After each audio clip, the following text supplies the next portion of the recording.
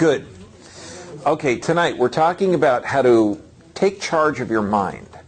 Now, what that means, and this is part of last week, if you realize that your mind is intimately involved in your health, and your health is intimately connected to your perception of reality, if you can take charge of your perception of reality, you take charge of how your body produces certain chemicals. Okay, does that make sense? Sure. Now, it's going to make more sense later because we got to walk you through the different aspects of this. Because right now, you're in a programmed reality. Your body is responding to what you view as reality based on your history. So if you see a police car drive up here, you could say, oh no, he caught me, I'm speeding, which will produce one sort of chemicals. Okay, that would be more like my reaction. Or you could say, the policeman's coming up here, great, he's coming here to protect us. You know, I've had nothing but wonderful experiences, okay? Or you say, uh-oh, the man is here. You know, whatever. But it's the same response that you're looking at that your memories produce. So what I'm going to show you is how to access new memories and how to program your brain so that depending on the environmental stimulus that you can change it. And Thoreau had a great idea. And this is also because to reprogram your brain, you can't do it with just one thought. You know, you can't read one book and master relationships. You can't read one anatomy book and know everything there is to know about anatomy. You have to keep learning and practicing. Anybody in here ever read a book on golf? It doesn't work unless you pick up the club. Okay, a single footstep will not make a path on the earth. So a single thought will not make a pathway in the mind. To make a deep physical path, we have to walk again and again. To make a deep mental path, we must think over and over the kind of thoughts we wish to dominate our lives. So, Doctor, run it up a couple of decibels. Okay, I'm going to increase the volume because it's going to help communication with some people in the front row. Okay, and others, I hope you have seatbelts on. Okay, so when we look at this, we got to work on how to program our brain. Okay, and look at the two aspects of the brain. You got the conscious mind, which is filled with all sorts of environmental stimulus. And what types of stimulus do we have? Touch, taste, hearing, sight, smell. Okay, that's the stimulus. They're called senses or sensory input. We can also say thoughts, but let's just look at the basic stuff, okay, that's filling the conscious mind. Because those thoughts are a result of those experiences that we're inputting. Good volume? Okay, I'll increase it even more. So the conscious mind is the result of your sensory input. Now, when we look at this, the unconscious mind is programmed by that consistent sensory input. And then you get the body reactions. So now this is important when you look at this because your unconscious mind is going to produce certain responses to the environment. And emotions are chemicals. Emotions are chemicals. So if you're frustrated or angry, you're going to produce a certain chemical. If you're scared, you're going to produce a certain chemical. Now, how many people like roller coasters? Raise your hand. I'm not one of them. Me neither. I'm on that coaster. My perception is fear. I don't know if I was scared as a kid or what, but that just looking at that scares me. How many people have gone skydiving? I have. I love it. It's fantastically fun. Okay. I don't know if I'm going to do it a bunch, but I like doing it. It was a blast. So one initiates fear, the other joy. So when you look at this, what stimulates our passions, okay, what stimulates our thoughts are going to program that subconscious. Because what you look at this, when we're trying to change from this programmed reality, when we're trying to change from, you know, the Woody Allen sleeper, where we're just robots responded to the same environmental stimulus over and over again, we can change it by changing how we program it. And what they're talking about is a habit, and this is a good definition, is an idea that's been programmed into the subconscious mind over and over again. Lao Tzu, one of the most brilliant guys ever. Love is of all passions the strongest, for it attacks simultaneously the heart, the head, and the senses. Yeah, because what happens when you're in love? Extreme violence and extreme joy, right? You know, when you're talking about breaking up, you know, that's what police are afraid of domestic disturbances. So now, what I want you to do is we've got to change this programming that you're doing to your brain. And we've got to understand now, if you're happy, that's good. But satisfied can lull you into a sense of not changing your outcome. Like if you're satisfied with a relationship, are you going to work hard at it? Are you going to try and stimulate it? No. If you're satisfied with a garden, are you going to work at it to till the soil? No. So dissatisfaction is actually a creative state. So you've got to, and Tony Robbins says it brilliantly, you need a couple of things in a relationship. You need certainty. You also need that uncertainty to stimulate the creative juices, the creative side. And I like the Bible verse there, a couple thousand years old, but it's still true. Not lukewarm, neither hot. Because you are lukewarm, neither hot nor cold, I'll spit you out of my mouth. So what they're talking about is exciting passions. This exciting passions is going to stimulate that neural input. Now, so when we look at this, and we go back to last week, we've got this picture here where thoughts and feelings are actually a memory of the past depending on the stimulus.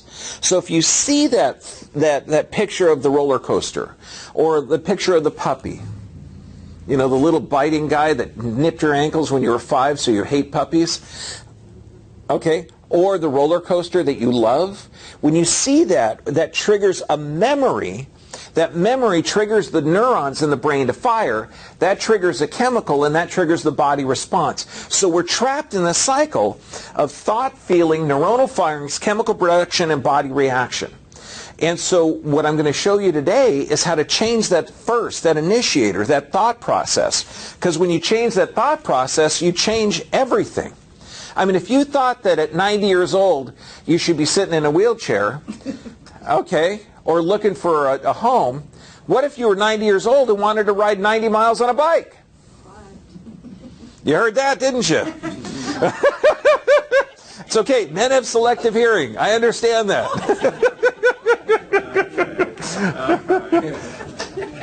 So we got definitions now, and we got to change these definitions. So when we look at this, what's a feeling? A feeling, think of this, okay, is your conscious awareness of chemical production of neuronal firings. So we're talking about anatomy and physiology. So a feeling isn't like, wow, I love that apple pie from Julian, okay? Or I love that experience, or I love this. What you're loving, or what you're hating, or what your fear is, or what your joy, it's actually a conscious awareness of a chemical that's created by neuronal firings. When we look at this, the body is a mass of energy, and we know this because since you are more energy than matter, the energy from these feelings radically affect how your body responds. Okay? So the energy from the feelings, which are actually chemicals produced by the nervous system, are going to radically change the body responses. Okay, does that make sense? And I want to go over this because if you understand this, that if you can change your feelings, you change the way the chemicals are produced, you change how the neurons fire, you change how the body responds. So changing the feelings and realizing your energy is everything. It's everything. Like these kids up here, happy, sad, you know, we're talking angry, excited. Why? Why is that kid angry? Why? It doesn't matter the stimulus. Whatever the stimulus is, maybe he's going to a relative's for a party, and Aunt Gertrude pinched his cheek, and he doesn't want to see Aunt Gertrude. Or maybe he wants to watch TV, and he doesn't want to leave. Or maybe, so you see, they're reacting to these emotional stimuluses based on a memory. It's not based on current events. And why do they have a memory that's creating happy, sad, excited, okay, frustrated? They have that memory because of the programming inside. Okay, does that make sense? And so when we look at this, if you ask me how I'm feeling, and if I say fine, run, that's code for horrible. Okay, because I am hot or cold. Okay, I am not a lukewarm type person. But if I was to answer honestly, now think of this. How are you feeling? Where I'm consciously aware of being emotionally involved with an idea or memory, therefore I've moved into neuronal firings that is producing a chemical response, so my body is actually living a past memory right now called a feeling. Now that sounds complicated, but if you think about it, okay, how are you feeling? Fine? Or wonderful? Or joyous? Or sad? Why? Because of the different input in your brain. You're reliving a memory that's creating, that memory is creating those neurons to fire. So the whole thing is getting the brain to rewire, to fire the appropriate neurons so that you produce a different chemical. Not yet, because this is being recorded. We'll answer questions later. Okay, so when we look at this, the feelings are chemicals stimulated by the neurons firing. Now, this is how we reprogram them. And it's vital to reprogram. And all it is learning and repetition. Just like Thoreau said. So in order to change how those neurons fire, we got to change how to do it. You know, if you've ever, any parents in here? Yeah? Okay, well I know you've never had a challenge parenting. Okay. Okay, that's not possible. Everybody who's a parent has had a challenge, yes? Okay, good. Now, what brought you through it? Okay, did you read a book once and just you mastered it and you just thought, hey, now I'm a totally cool parent? Or is it repetition? Do you learn stuff and then you apply it and then you find some stuff doesn't work and then some stuff does? Okay?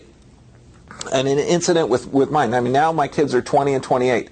When Danny was 13, he wouldn't take the trash out. Now, I work hard, 10, 12 hours a day, go home, I cook, I do the dishes, and he wouldn't take the trash out.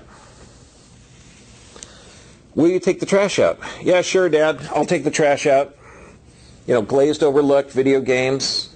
Stop me if this sounds familiar. Okay, am I the only parent that had a problem with like this? Okay. Well, so I go in there and I follow some of the message you're going to learn today.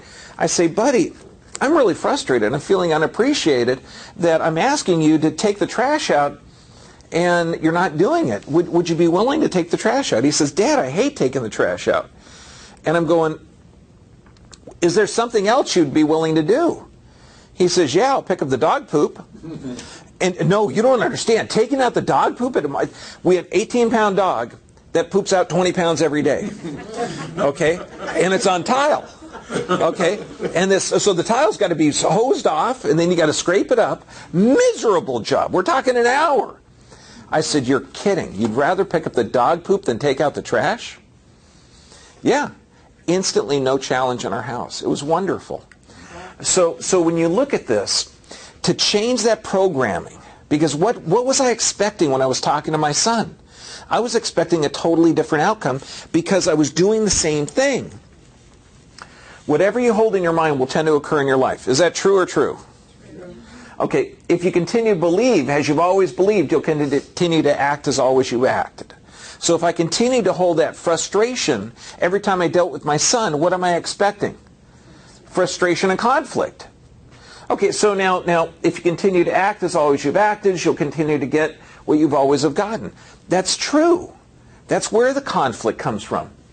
If you want different results in your life or work, all you have to do is change your mind. It's true. It's really true. When you see people that have mastered depression and anxiety, you know, do you want to go out to the movies? I got free tickets. Oh no, you don't want to go. Did you read that book I told you about? You know, about expanding your mind? Oh no, you didn't do that either. You just won the lottery. Oh yeah, higher taxes. You know, you see these people that don't get it. You know, they've mastered, no matter what their circumstances are, They mastered depression, and they mastered it just like a tennis pro.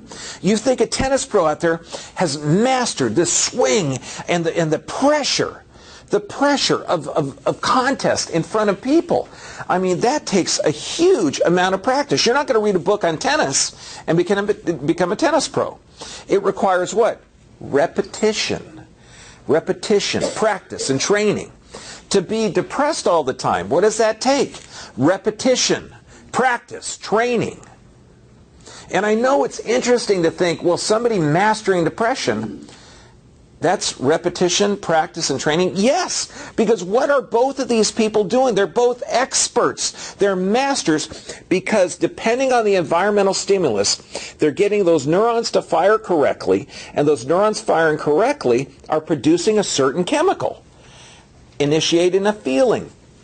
Courage in one, fear in another. No, you're supposed to say, wow, I never looked at it that way. But it's true. People that are depressed have mastered this neuronal firings and this chemical. And so we can change that. And now here, endogenous pharmacotherapy. This I've used this reference before, but when you look at it, what's amazing about this is the brain has a plasticity. This means that tennis player and the person with chronically depressed has this certain nerve pathway that's firing off all the time. There's a plasticity where we can change it. You can change the brain by changing the programming that changes the chemicals. This journal says it's possible. And multiple journals say it's possible. So in order to change the programming of your brain, you got to change your potential. You know, is it scary to move to a new state that you don't know anyone? Yeah. To leave security, family, friends. Okay. Is it scary to start a relationship? Huge. Is it scary to cook dinner for 10 people? Not for you. For you, yes. Okay. So you look at it. But what would you do if you knew you couldn't fail? See, we put these limits on our mind where we're going to start doing things that are safe and we know, okay, without expanding because we're afraid. But if you knew that you could reprogram your brain, you could relearn things, you can reverse disease, you can regenerate discs, you can reverse any type of condition on the planet, but first you got to realize that you can do it. So we have to break the past programming. And we do this because the past programming is what's stopping you from achieving it. And I had a patient, he just lost his mom. Okay? Now I'm identifying with that because I lost my mom about 4 years ago. And he says, Doc, when do I get over it? And I said, well, you never do. Okay? You shouldn't. This isn't something you get over. Okay? But it's something that you put in a sweet spot in your heart, in a sweet memory. So you get over that hurt, pain, and sadness, and you replace it with joy and love of that person that was here. Okay, so you don't get over this stuff. You're not going to get over the fear. My dad once said that the difference, again, you know, we're talking World War II vet in Pearl Harbor. He said the brave man and a coward are both scared, but the brave man's scared, but he keeps doing the job. Okay, so how we get over this is replace fear with gratitude. Change that programming. And this actually, so if you're afraid of starting a relationship, be grateful that you've had one in the past. If you're afraid of losing your family member, be grateful of the joy that they brought you. So and the attitude of gratitude is spectacular. And also, too, you need a motivating factor. What's the motivating factor to change how your brain's programmed? Do you want to know? Do you want to change your health? Relationships, finances, you know, whatever aspect of life? You know what the motivating factor is? What if you don't? What's your life like in 5 years? I know. Oh man, that hurts. Okay, so start thinking, what happens if you don't change it? Because if you do, what if you stay in that bad relationship, that bad job, that state where you didn't find your sweetheart? You know, I mean, what happens if you maintain that level of health? What happens if you keep taking that blood pressure drug for 5 years or the antidepressant for 5 or 10? What's going to happen? So you need that motivating factor because there's this dance. It's called the dance of decision. Tony Robbins covers this really well. what you want and what you fear most.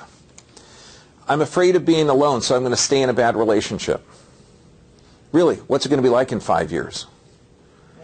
Ooh, I know. But that's the type of motivation that you need to change. So when we look at this, people get rewarded for not making appropriate decisions. And I know it sounds odd, but it's scary to make a change, because what if you failed? What if you started a relationship and it broke off? What if you started a business and it failed? And so a lot of people have learned helplessness. How many times have you heard a coworker or a friend, it's not my fault. Really, how come you're not exercising? Well, you know, bad knees, it runs in my family. And then what are you going to say? No, bad knees don't run. No, I know that's chiropractic humor. Okay, but you know, this is what happens. You can blame the economy. You can blame, no, I was hurt once before. But what is this? See, this is those memories that we're talking about. This is the same neuronal firings. This is what you have to change. See, when you talk about neuronal firings, why do they say this is what happens? They're reliving a memory. They're reliving that firing in the nervous system. And it could be anything. It runs in my family. Well, why aren't you healthy? Why don't you? Well, you know, I just can't do this because my joints are going to wear out because bad joints run in my family. They're making those firings. If you think bad joints run in your family, guess what you're going to develop? Bad joints, because you're not going to want to use it. You're not going to say, yes, the more I open and close this joint, the stronger that joint gets. No, bad joints run in the family. I don't think I'm going to work it. Okay? See what happens? Your thoughts and actions perpetuate what you're going to live. If you keep producing the same thoughts, you're going to produce the same results. So, and I love this, the results. It's the same chemical response to environmental stimulus. The results, it's the same chemical response to environmental stimulus. This is what we got to change. So when you get that environmental stimulus, what I mean by environmental stimulus, what are you perceiving has health? Let's say you go in, you get an environmental stimulus from a guy wearing a white jacket, says, wow, your blood pressure, it's high. All of a sudden, if you own that, are you a victim? Yeah. If you go with the belief system of that doctor, you're going to think, wow, my body's defective. I'm hurt. I'm sick. You know, when people come and they say, Doc, should I stop taking my blood pressure drugs? I say, no. Sick people need drugs. Yeah, and you know what? They look at me and they say, God, I never looked at me as sick. I just thought I had high blood pressure. No, you know, you got to start looking at this as a different perception. So, that's okay, buddy. So when you look at this, it's a perception that your body's sick. If you have high cholesterol, is that a disease or response to tissue damage? We talk about this stuff. That's not a disease either. Now, we've got to change the programming. One of the ways, because remember, the only way that you're going to change your neuronal firings is by consistent, healthy input. The only way you're going to change neuronal firings is by consistent input, the brand new input. And because if you change how you view the world, you're going to change the chemical response, and that changes the body reaction. Yes or yes? So if you talk to yourself like, this pain's killing me, I never finish anything, I'm just not going to find anyone. Okay, you know, if you keep saying this, that is going to, just like the tennis player, is going to make those neurons fire together. They're wiring together, and they're going to produce a certain chemical. And so this could be in responses and to what you think is actually happening. So this is where you go. Now let's say you've got a couple, okay, just started a relationship, okay, and this couple, all of a sudden, there's an incident, okay? Not a big incident, you know, more of a misunderstanding. And then what if you would say, well, gosh, she just doesn't love me. She doesn't understand me. I don't get appreciated. Okay, or he's being rude. He's not being truthful. He's not being honest.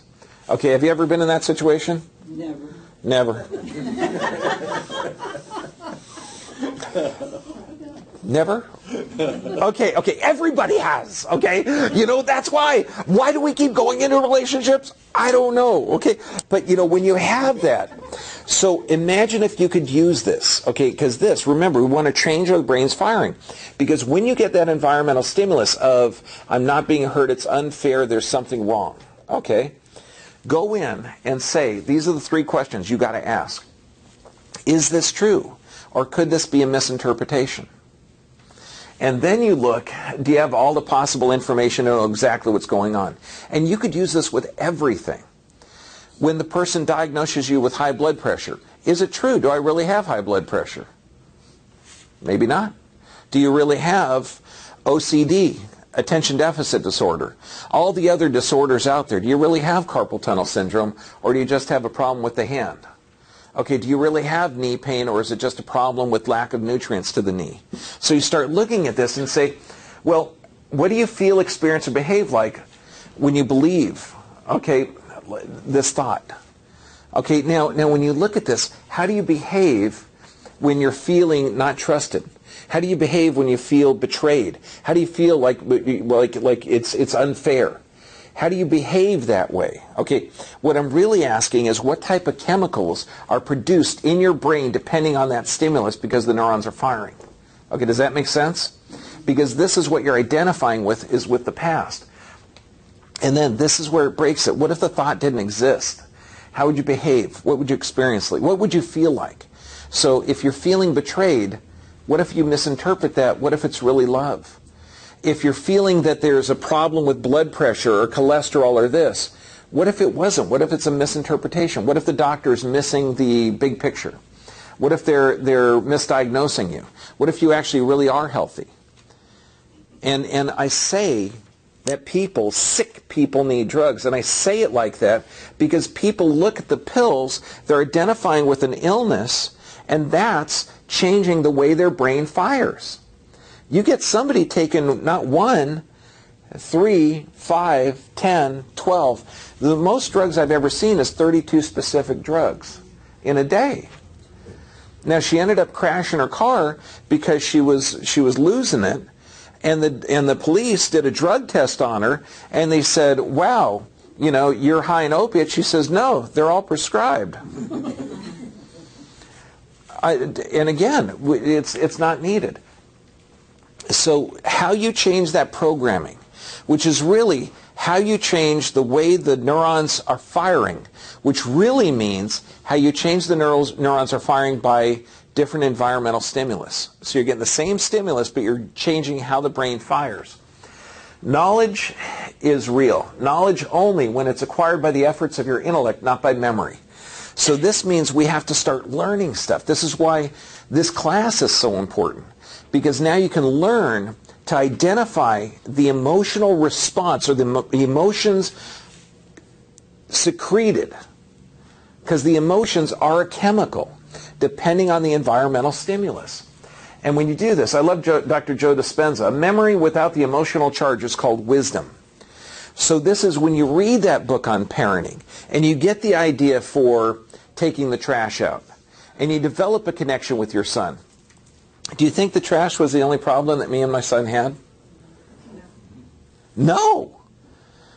So you got to keep doing it over. You got to keep changing those firings of that neurons to change the chemical to have the response. Right now, me and my boys, we're tighter than ever. Okay, not because we did one action, but because I changed my perception of their actions and they changed their perception of mine.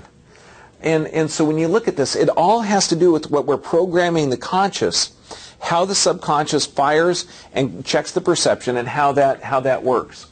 So now this is the back of the sheet, because the key is to change from that program reality, and response into changing your new neuronal firings, your new neuronal connections. Identify with the feelings. Write it down. If every time your spouse comes home, he throws the socks on the ground and you feel frustrated, angry, unheard, he's not respecting that you have to pick up the socks, he's not doing this, when in reality, guess what he's doing? He just wants to take his socks off. Okay? So when you look at this, identify with the feelings. Once you identify with the feelings, you're starting to identify with the way those neurons are connecting.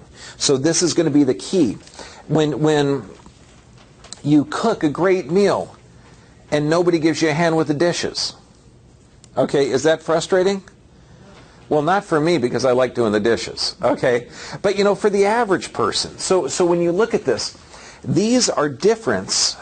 These are things what everybody needs. Meaning, autonomy, connection, peace, play.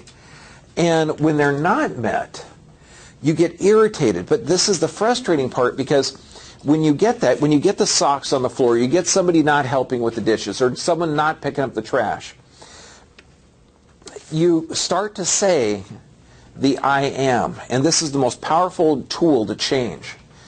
If you say, I'm really frustrated that you're not taking out the trash, what am I going to be?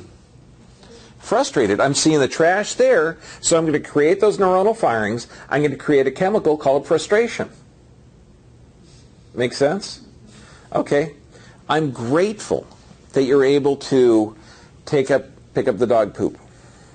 Okay. I'm really grateful that you're willing to help out. I'm really grateful and happy and full of joy that you're doing this for me. So you can see the differences here, but the power of I am. If you say, I am trying to get better, I am trying to do this. I had another patient, he was saying, you know, I really want to do everything I can to help. I really want to do this. And I said, I can't hear you. I don't understand that. What are you saying to me? No, Doc, I want to help to do everything to get better. And I said, all I hear is want. I don't know what the heck you're saying before and after. He said, oh, I get it, Bergman. Okay. I am working hard to get better. I am doing this. I am changing my diet. Okay. The power of I am is everything. It's everything. And utilize this. Utilize the I am before everything, and then you can change it. Here's a great example. This 20-year-old kid. I changed his name up there, but he's gone to every doctor. We're talking 15, 16 doctors. And he's having trouble in school. So what are they telling him? For the last, all through high school, he's 20 years old now, so the last 4 or 5 years he's been to umpteen different doctors. What are they labeling him? Oh, you're OCD. Oh, you're ADD, ADHD, AD, whatever the heck, every letter out there. And why? He's having trouble in school. Now, in this society today, has he had some neurotoxins? Yeah, fully vaccinated, fast food diet, so we're talking extreme toxicities. But what's worse is, beyond the neurotoxins, the things that are poisoning his body and his brain, is the thought patterns that these people are putting in his brain. They're labeling this. And so what is he doing? If he has a focus problem, is he just saying, well, I didn't drink enough water, or well, I didn't breathe enough, or well, I'm just not practice at reading and memorizing, or I need a little bit more practice? Or is he saying, wow, I'm having trouble reading this page, I'm OCD, I'm ADD, I can't do this, I can't do this. And so this is his thought pattern, not just his thought pattern, this is the chemicals. He's never going to get out of this. Because why? In today's society, if your brain is producing certain neuronal firings that's producing certain chemicals that you're identifying with certain disease patterns, he's achieving it. And he's achieving it successfully. He's mastering his emotions to where it's depressed all the time. And I told him, because he was doing the same thing. Doc, I'm trying to change. If you're trying to change, guess what? You're always going to be trying. You're never going to change. Doc, I'm trying to do this. Yeah, if you're trying to do this, you're never going to do it. Okay, you got to actually do it. You got to change it. And so now we're actually working with him, and you can see his x-ray there. He's got some issues. He's got some physical pressure, which is causing ways that the brain changes. So he's got some sympathetic dominant problems. But the worst problem is he was identifying with the diagnosis that the doctors were giving him, which were causing him to be in this negative loop, negative cycle. And he was even asking me, what do you think I have? And I said, you got bad neuronal firings that's giving you a chemical addiction of depression and anxiety.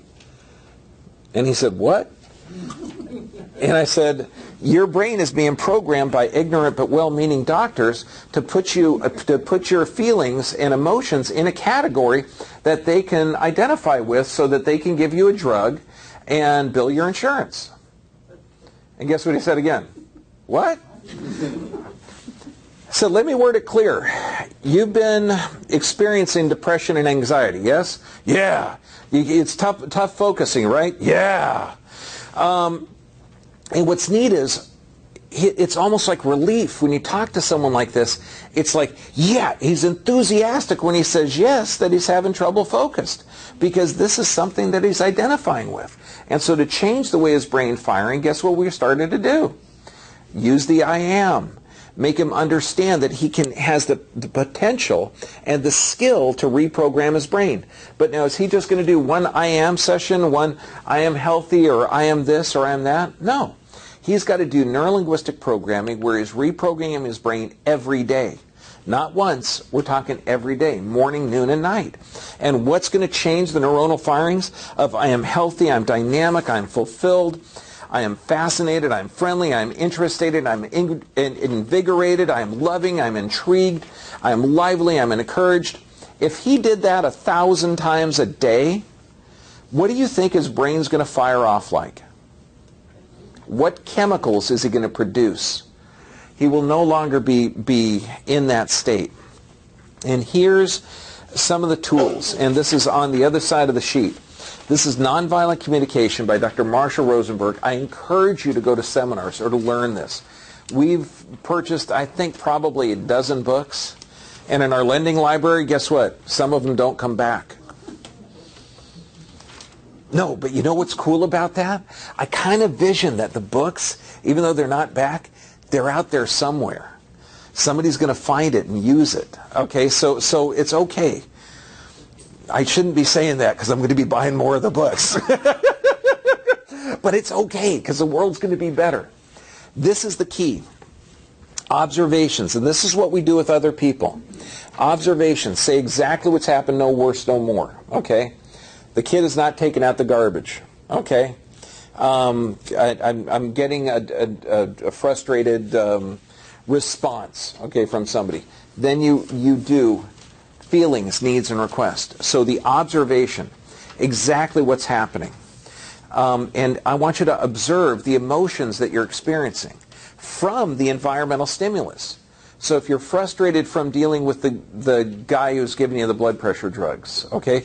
If you're frustrated with your spouse for throwing those socks on the floor, which I am guilty, okay? I'll try and put them in a pile. Okay, but when you're frustrated over little things, okay, you understand the feelings and then the needs, make the needs clear, and then the request. And we do an entire talk on nonviolent communication. This is just one tool to get your brain to be aware of your programmed reality into the new you, to get those brain cells to fire off new. First off, feeling is a chemical. I'm feeling is a chemical. I'm feeling sad, frustrated, happy, joyous, anything. Once you identify with the feeling, realize that that's a chemical being produced in your body.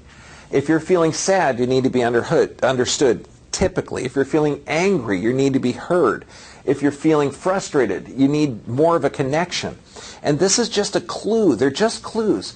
But understand, if they're non-life affirming emotions, okay, other than joy and grateful and happiness and connection, if you're feeling something other depending on environmental stimulus, there's a problem.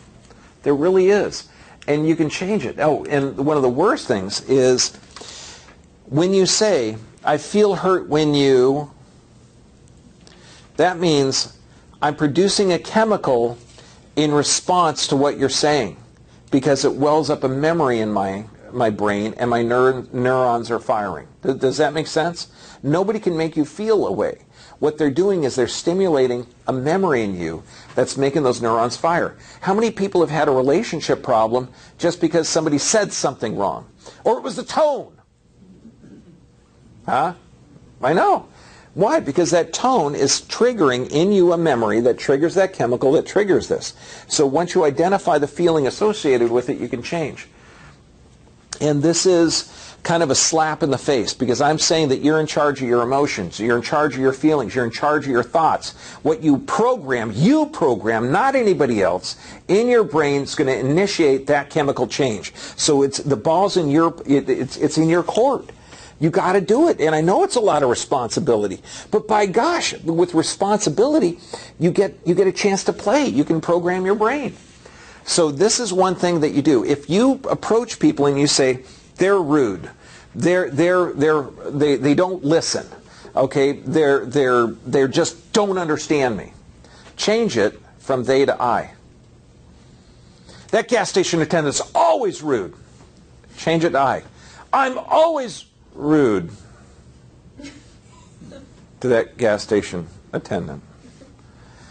See, it's going to be a slap in the face, because what you're doing is you're creating a chemical that gives that feeling of rude and frustrated and unheard, okay, or anger, or all the chemicals that can be produced when you're saying that person's rude, right? If you change it to where I'm rude, it's like all of a sudden, oh man, now I got to rethink. This is a stimulus to change that brain. Okay, when you look at it, it's so, she never listens. I'm not listening. I know, isn't it? It's like an arrow into the heart. It's like, oh my gosh, I don't want to rethink this. They're the ones that have the problem, right? Okay, good. This is a key to change it. Michael Jackson's right, the man in the mirror. Whose problem is it? Yep. Had this one doctor I was trying to help. Now, I start work at 5 in the morning. Okay? He would start work at 10. How busy was his practice? Anyone? Anyone? Yes, not really busy. Okay, and he was really frustrated, and I says, well, you know, you got to find out who's in charge of your practice and fire him. And he said, then he guess who was in charge of his practice? Yeah. Took him a little bit. He was a little slow. Yeah. This is what you require. You change the brain, you change the input, you change life. I mean, when you eat something like this, is that a high energy food? It's life affirming. It has a certain energy. You do something good for yourself, okay? That's going to change how the brain fires. This is what you require, okay, to change your brain, to change the neuronal firings. You need appropriate stimulus, okay, to get the nervous system checked. Exercise. What does exercise do to the brain? It changes that brain's neuroplasticity. It oxygenates the brain. Okay, you need proper nutrition, absolutely. Sufficient rest. This means every night, deep sleep. And you absolutely need prayer and meditation. This is prayer and meditation, but a different type of meditation, a different type of prayer. If you're frustrated with somebody, you don't say, I hope that bastard begins to listen to me. That's not a good prayer. Okay, it's not going to be effective. Please help me to be grateful for that input. Help me to be grateful for this. Help me to be loving and understanding. Help that person to see my heart, to realize my connection is true and honest. Help me to be loving and honest and have good integrity with this person. Okay, can you see that? So this prayer and meditation that we put at the end of each talk can actually, if you utilize it correctly, can change the way the neurons fire in the brain, change the chemicals that change the body response. Does that make sense? That's a wow moment. You just thought of the prayer and meditation and thought it was just like normal. No, baby. This is it. Now, all of these slides and everything, they're all available on our website, owners-guide.com. The handouts are available there, and this is for everybody on YouTube. Please take advantage of it, because to train your brain to make life more wonderful for the world, we got to do it. We're all in this together. Yes? Yes. Good. Thank you very much.